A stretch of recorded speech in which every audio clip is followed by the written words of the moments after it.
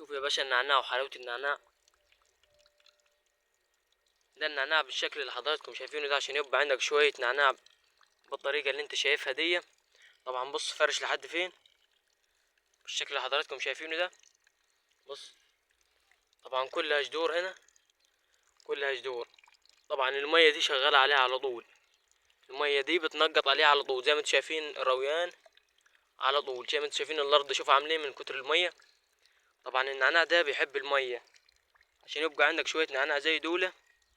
طبعا ده لسه هيفرش، ده انا لسه مكملتش 20 يوم زرعهم. عشان يبقى عندك شوية نعناع زي دولة اتك على المية، ادي مية واربوا فيهم على طول. بص زي ما انتم شايفين هنا البردقوش عامل ازاي بالشكل اللي حضراتكم شايفينه.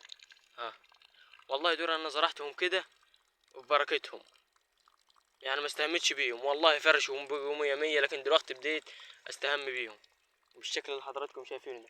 طبعا لو عاوز انت تزرع كل اللي عليك تاخد عرق زي كده بالشكل اللي حضراتكم شايفينه ده، وتبدأ انك ترميه كده وتزرعه بالشكل اللي حضراتكم شايفينه ده. هتبص تلاقيها خدر وفرش حواليه ويطلع معاك بشكل اسرع.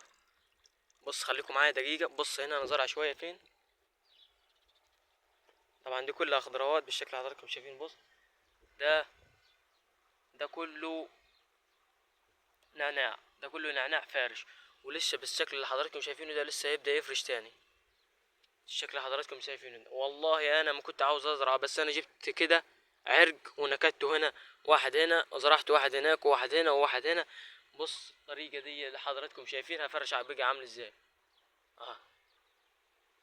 النعناع سهل، اسهل نبات انت ممكن تزرعه هو النعناع بالشكل اللي حضراتكم شايفينه ده. بص النعناع عامل ازاي طالع ومية مية بالشكل اللي حضراتكم شايفينه.